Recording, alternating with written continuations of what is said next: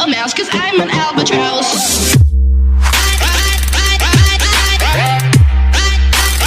I'm an albatross. Hello students, this time concept 19 I will take, और इस concept 19 को बहुत अच्छी तरीके से मैं आप लोगों के सामने लाया हूँ। इस कॉन्सेप्ट 19 में आप लोगों को जो भी फंडामेंटल यूनिट्स होती हैं, जो भी आपने पढ़ी होंगी फिजिक्स में, all the fundamental units make and derive it into a new units, this are called as derived units.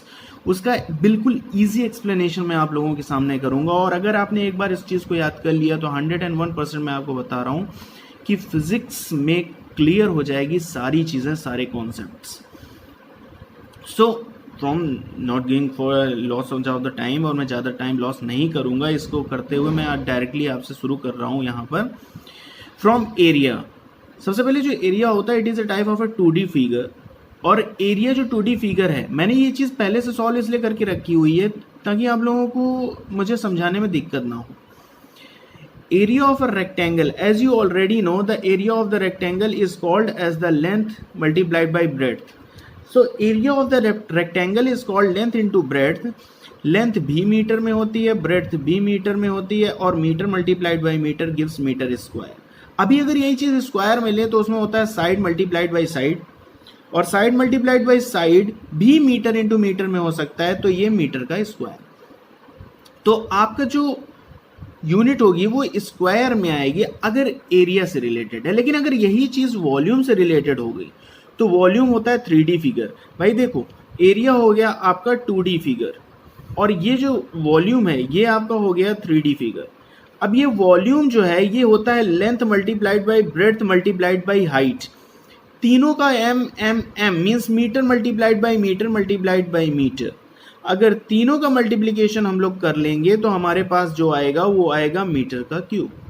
याद रखना ये चीज़ डिराइव्ड मैं इसलिए कह रहा हूं क्योंकि एक से रिलेटेड दूसरी होगी। अभी देखो यहाँ पे मीटर का स्क्वायर है, लेंथ मल्टीप्लाइड बाई ब्रेड्थ जो कि यहाँ से लगी हुई थी, लेंथ मल्टीप्लाइड बाई ब्रेड्थ, जिसका आंसर था मीटर का स्क्वायर। अगर इसमें एक और मीटर इंक्लूड कर दिया गया तो मीटर क्यूब हो गई डिराइव्ड। यही चीज़ मैं आपको समझाने की कोशिश कर रहा हूँ कि physics is not a hard subject. इसको हार्ड बनाया है और टीचर्स उसको हार्ड बनाते हैं। मोस्टली टीचर्स का काम होना चाहिए कि उसको इजी एक्सप्लेन करना। Why we are the teachers? अगर हमको बुक की लिखी हुई चीज डायरेक्ट ही एक्सप्लेन करनी है then we are not a teacher. तो इसलिए these types of the things I will explain it very clearly in easy format. So length breadth height ये हो गया मीटर क्यूब।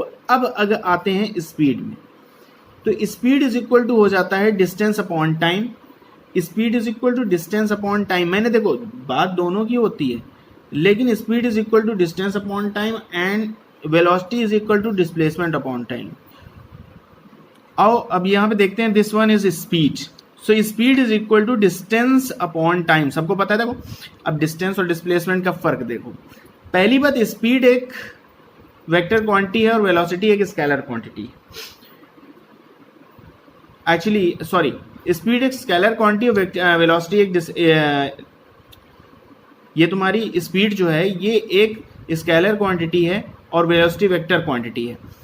अब स्पीड स्केलर क्वांटिटी क्यों है? क्योंकि स्पीड की कोई डायरेक्शन नहीं होती, वेलोसिटी की डायरेक्शन होती। क्यों? क्योंकि डिस्टेंस की कोई डायरेक्शन नहीं होती, डिस्प्लेसमेंट की डायरेक्शन होती है। They both has a magnitude. Magnitude का मतलब होता है भाई मीटर में है, किलोमीटर में है, कितनी लंबाई चौड़ाई जो नाप रहे हैं, लंबाई नाप रहे हैं, ये सारी की सारी चीजें इसका मैग्नीट्यूड है, मैग्नीट्यूड। और जो तुम्हारा जो दूसरी चीज होती है ना, डायरेक्शन।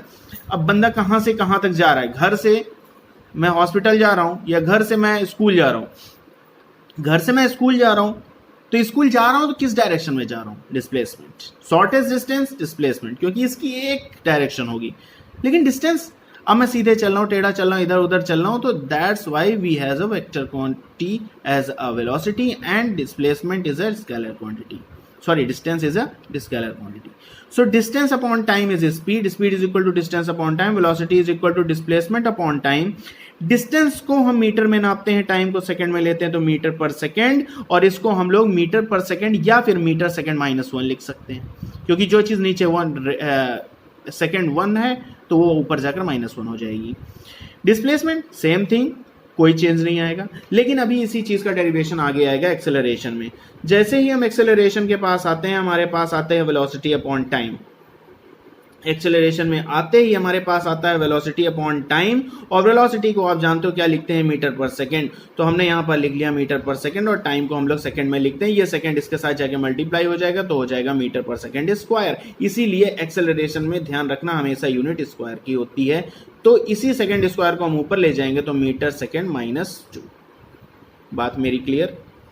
अब आ जाओ फोर्स। इसी से बनता है फोर्स। फोर्स को हम लोग कहते हैं मास इनटू एक्सेलरेशन। कितना धक्का लगा है। एक ट्रक जिसका वजन 100 kg या 1000 kg मैं कह रहा हूँ, उसका वजन 1000 kg है। वो अगर 20 की भी स्पीड से चलेगा ना, 20 की भी स्पीड से चलेगा तो 20 को 20 को हम 1000 से मल्टीप्लाई कर देंगे तो 20,000 का फोर्स मारेगा तुमको। और साइकिल 10 किलो या 50 किलो की भी है ना, या मैं कह रहा हूँ साइकिल तुम्हारी 100 किलो की भी है, अगर वो 100 किलो की भी है और वो 100 की स्पीड से भी चलेगी ना, तो वो 10,000 ही फोर्स, 10,000 न्यूटन का ही फोर्स मारेगी। तो इट मीन्स एज एग्जाम्पल मास का बहुत बड़ा अंतर होता है। मास को हम लोग किलोग्राम में रिप्रेजेंट करते हैं। एक्सेलरेशन को आपने देख ही लिया, मीटर पर सेकेंड स्क्वायर। मीटर पर सेकेंड स्क्वायर और किलोग्राम ऊपर मीटर से मल्टीप्लाई हो जाएगा तो किलोग्राम मीटर पर सेकेंड स्क्वायर, और इस सेकेंड स्क्वायर को ऊपर ले आओगे तो किलोग्राम मीटर सेकेंड -2, या फिर इसको रिप्रेजेंट कर सकते हो डायरेक्टली न्यूटन में। बात समझ में आई। अब नेक्स्ट थिंग आती है आपकी 6 वर्क, या फिर दूसरे बात में एनर्जी। हमारे अंदर कितनी एनर्जी है, जितना हम फोर्स करते हैं, और जितना भी फोर्स करेंगे जितना हम उसको डिस्प्लेस कर सकते हैं, that is called energy. Force को हमने अभी बताया रिप्रेजेंट करते हैं किलोग्राम मीटर सेकेंड -2 या किलोग्राम मीटर पर सेकेंड स्क्वायर। तो हमने वही चीज लिख दिया, किलोग्राम मीटर पर सेकेंड स्क्वायर, और डिस्प्लेसमेंट जो है मीटर में होती है तो मीटर का मल्टीप्लाई होगा और यहाँ पर हो जाएगा किलोग्राम मीटर स्क्वायर सेकेंड -2। क्यों, सेकेंड स्क्वायर ऊपर चला जाएगा। या फिर इसको दूसरे पार्ट में लिख सकते हैं न्यूटन मीटर, क्योंकि इस पार्ट को हम लोग क्या लिखे हैं ऊपर, न्यूटन। तो ये हो जाएगा न्यूटन मीटर। बात समझ में आ गई। This is called as a newton metre. Now there is a topic change. अब मैं टॉपिक चेंज कर रहा हूं, वहां से उसको खत्म कर देता हूं, ठीक है। अब आता है मोमेंटम। मोमेंटम क्या होता है भाई, देखो आप किसी बस में चल रहे हो, उस बस में खड़े हो, अचानक से ड्राइवर ने आपकी ब्रेक मारी। सीधी सी बात है, बस की speed 60 kilometre mean 60 kilometre per hour. आपकी भी स्पीड, आप अगर बस के अंदर हो तो आपकी भी स्पीड 60 किलोमीटर पर आवर। बस अचानक से ब्रेक मारी और बस की स्पीड हो गई 0, लेकिन आपकी स्पीड में आप ब्रेक नहीं लगाया, आपकी स्पीड हो गई 60, अभी भी 60 है। आप कहाँ चले जाओगे, जाहिर सी बात है आगे की तरफ भागोगे। That is called as momentum. Momentum depend करता है आपके मास पे, आप जितने भारी होगे उतनी तेजी स्पीड से आगे जाओगे। तो मास इनटू वेलोसिटी। मास किलोग्राम में होता है, वेलोसिटी मीटर पर सेकंड में होती है, जिसको हम लोग लिख सकते हैं किलोग्राम मीटर पर सेकंड या किलोग्राम मीटर सेकंड -1। आते हैं मोमेंटम ऑफ फोर्स या फिर टॉर्क, इसको कहते हैं मोमेंट ऑफ फोर्स और टॉर्क।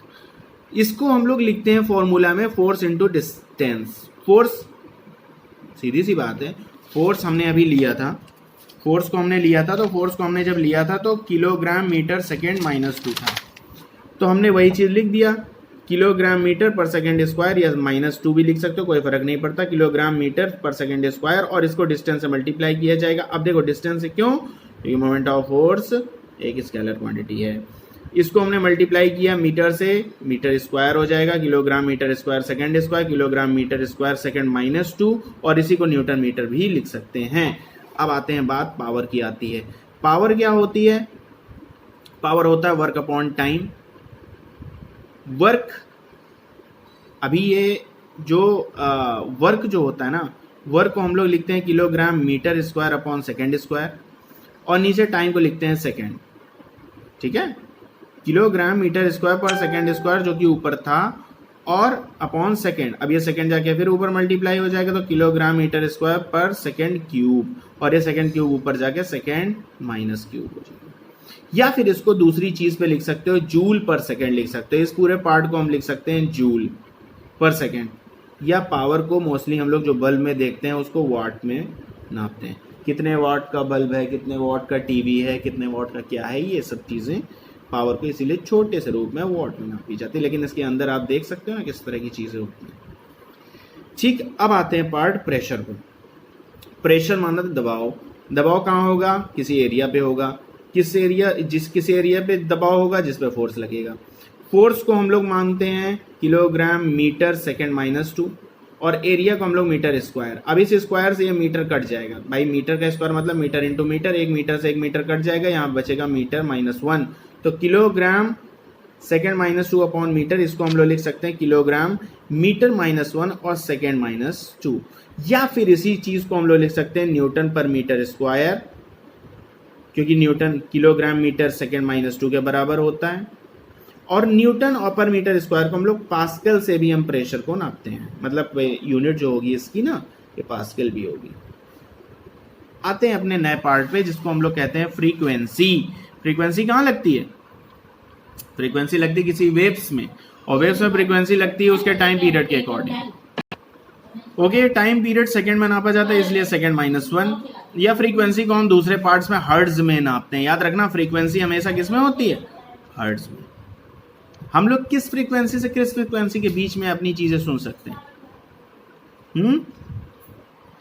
तो हमारी फ्रीक्वेंसी जो होती है हम लोग कितने में ऑडिबल है, 20 हर्ट्ज टू 20,000 हर्ट्ज। आप लोगों को पता है ना ये बात, 20 हर्ट्ज से 20,000 हर्ट्ज तक के बीच की हम लोग साउंड सुन सकते हैं। ठीक है, ये हो गई फ्रीक्वेंसी। अब आते हैं इलेक्ट्रिक चार्ज पे।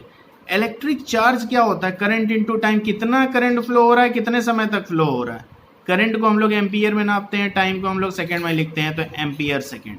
या फिर इसको हम लोग कूलम में भी नाप सकते हैं, मतलब एक और यूनिट होती है कूलम। नेक्स्ट थिंग आती है इलेक्ट्रिक पोटेंशियल, इलेक्ट्रिक पोटेंशियल या फिर इलेक्ट्रोमोटिव फोर्स। इलेक्ट्रिक पोटेंशियल है इलेक्ट्रोमोटिव फोर्स, जिसको हम लोग लिखते हैं वर्क अपॉन चार्ज, कितना काम हुआ, और वर्क को हम लोग लिखते थे एम्पियर सेकेंड। या फिर हम लोग इसी को नहीं, चार्ज को हम लोग लिखते हैं एम्पियर सेकेंड में, और वर्क को हम लोग लिखते हैं kilogram metre square second minus 2। या फिर किलोग्राम, अब ये सेकेंड क्या है, ये सेकेंड इसके साथ मल्टीप्लाई हो जाएगा और एम्पियर भी साथ में ऊपर चला जाएगा, तो किलोग्राम मीटर स्क्वायर तो अपनी जगह है, एम्पियर माइनस 1 और सेकेंड का -3। या फिर इसको लिख सकते हो जूल पर कूलम, JC-1। या फिर इसको लिख सकते हो वोल्ट, इसी को हम लोग पोटेंशियल डिफरेंस कहते हैं, कितना वर्क हुआ है और कितने वर्क मतलब कितने। जस्ट लाइक एज एग्जाम्पल, आपके पास एक वायर है, इस जगह से इस पॉइंट A से B तक वो किसी भी पोटेंशियल को लाने में कितना, मींस किसी भी चार्ज को लाने में कितना वर्क किया गया है, that is called as electric potential या पोटेंशियल डिफरेंस। अब रेजिस्टेंस भी तो तार में होता है, तभी तो तार गर्म हो जा रहा है, और तार गर्म हो रहा है तो जाहिर सी बात उसमें रेजिस्टेंस होगा। इसको हम लोग कहते हैं इलेक्ट्रिक रेजिस्टेंस। इलेक्ट्रिक रेजिस्टेंस होता है पोटेंशियल अपॉन करंट।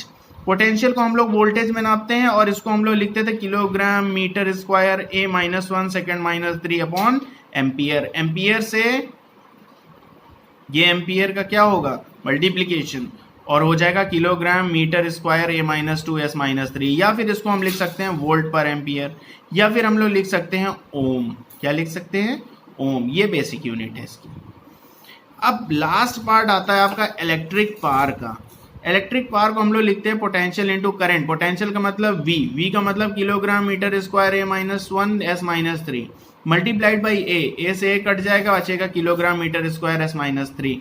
यहाँ पर इलेक्ट्रिक रेजिस्टेंस में करंट नीचे रहता है और पावर में करंट ऊपर रहता है।